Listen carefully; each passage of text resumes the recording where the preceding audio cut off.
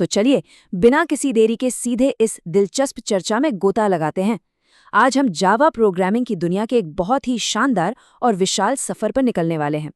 एक ऐसा सफर जो हेलो वर्ल्ड लिखने वाले एक बिल्कुल नए कोडर से लेकर सिस्टम आर्किटेक्चर को समझने वाले एक मास्टर डेवलपर तक का पूरा रास्ता तय करता है। और अगर आप इसकी गहराई का अंदाजा लगाना चाहते हैं तो जरा लोकल टाइम, बिग डेसिमल्स और अरेज जैसे कोर कॉन्सेप्ट्स को समझाने वाले इन पन्नों पर गौर कीजिए।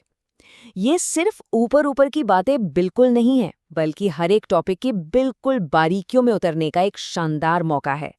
सच कहूं तो सबसे अहम बात यह है कि ये कोई छोटी मोटी चीट शीट नहीं है। इसमें पेशेवर टिप्स और ट्रिक्स के 900 से भी ज्यादा पन्ने शामिल हैं। मतलब ज्ञान का एक पूरा का पूरा पहाड़ जो जावा की हर छोटी बड़ी बारीकी को अपने अंदर समेटे हुए है। इस पूरे सफर को हम 6 खास पड़ावों में बांट सकते हैं। शुरुआत इस 900 पन्नों के शानदार संग्रह से होगी। फिर हम जावा के 10 को पुराने इतिहास को खंगालेंगे, इसके बेसिक फाउंडेशंस पर बात करेंगे, कुछ कॉम्प्लेक्स डेटा स्ट्रक्चर्स को समझेंगे, आम गलतियों या पिटफॉल से बचना सीखेंगे और आखिर में प्रो लेवल की जेवीएम मास्टरी तक पहुंचेंगे। तो चलिए सबसे पहले पड़ाव से शुरुआत करते हैं, यानी इस 900 पन्नों के विशाल संग्रह और सामूहिक ज्ञान के इस बेहतरीन नक्शे से। इसकी सबसे कमाल की बात जानते हैं क्या है? ये पूरी तरह से मुफ्त क्रिएटिव कॉमन्स रिसोर्स है। इसे किसी एक ऑथर ने किसी बंद कमरे में बैठकर नहीं लिखा है, बल्कि ये स्टैक ओवरफ्लो की कम्युनिटी और वहां मौजूद शानदार डेवलपर्स के कलेक्टिव दिमाग की उपज है। अब आगे बढ़ते हैं अपने दूसरे पड़ाव की तरफ, जो है जावा का इतिहास और इस पूरे इकोसिस्टम का एक लंबा विकास। कोई भी कोड लिखने से पहले जरा इस टाइमलाइन पर नजर डालिए।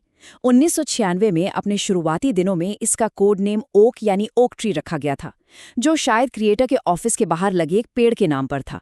वहां से शुरू होकर टाइगर, स्पाइडर और आज के इतने एडवांस्ड वर्जन्स तक का ये सफर बताता है कि ये भाषा समय के साथ कैसे इवॉल्व हुई है। अब आते हैं तीसरे हिस्से पर, यानी जावा की नींव और एक डेवलपर की यात्रा का बिल्कुल पहला दिन। हम सब जानते हैं कि शुरुआत कहाँ से होती है ना? बिल्कुल, चैप्टर 1 एक बिगिनर को उसी क्लासिक हेलो वर्ल्ड प्रोग्राम से परिचित कराता है। लेकिन यहाँ दिलचस्प बात यह है कि ये पहले ही दिन से कुछ सख्त नियम भी सिखाता है, जैसे आपकी फाइल का नाम और क्लास का नाम बिल्कुल मैच होना चाहिए। ये वो अनुशासन है जो आगे चलकर हमें कंपाइलेशन की बड़ी सिरदर्दी से बचाता है। और यहीं पर इस पूरी जर्नी का असली थ्रिल महसूस होता है। एक तरफ चैप्टर 1 की वो बेहद आसान और सीधी सी शुरुआत है, और दूसरी तरफ चैप्टर 176 की वो डराने वाली गहराइयाँ, जैसे कि जेवीएम टूल इंटरफेस। ये जबरदस्त कॉन्ट्रास्ट अपने आप में कहानी है कि ये सफ़र आगे कितना चैलेंजिंग होने वाला है। बेसिक्स के बाद चौथा पड़ाव आता है कॉम्प्लेक्स डेटा स्ट्रक्चर्स को नेविगेट करने और अपना खुद का एक मजबूत टूल बॉक्स तैयार करने का।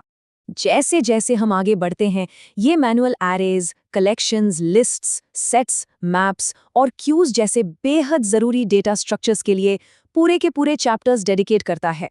सच कहें तो यही वो चीज़ें हैं जो तय करती हैं कि कोई भी सिस्टम कितनी तेज़ी से डेटा स्टोर करेगा और उसे रिट्रीव करेगा। ये किसी भी सीरियस डेवलपर के रोज़मर्रा के काम की रीड है। इसी दौरान चैप्टर 19 में एक बहुत ही शानदार इनसाइडर फैक्ट भी सामने आता है। क्या आप जानते हैं कि अनुभवी प्रोफेशनल्स पैसों या करेंसी की कैलकुलेशन करते समय कभी भी स्टैंडर्ड फ्लोट्स का इस्तेमाल नहीं करते, क्योंकि वो एकदम सटीक डेसिमल वैल्यू नहीं देते। इसके बजाय हमेशा बिग डेसिमल का इस्तेमाल किया जाता है, जो हाई प्रिसिजन मैथ्स के लिए बिल्कुल परफेक्ट है। अब हम एंटर कर रहे हैं 5वें और शायद सबसे क्रिटिकल फेज में, यानी डेंजर जोन, जहां हम आम गलतियों से बचना सीखते हैं। चैप्टर 130 से लेकर 135 तक का हिस्सा उन बेहद खास और खतरनाक गलतियों से भरा पड़ा है जो अक्सर लोग करते हैं।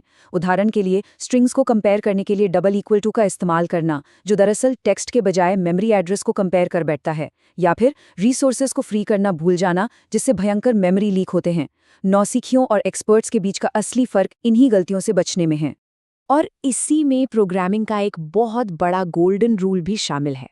किसी भी एक्सेप्शन या एरर को कैच करके उससे पूरी तरह से इग्नोर कर देना, मतलब ये सबसे बड़ी गलतियों में से एक मानी जाती है।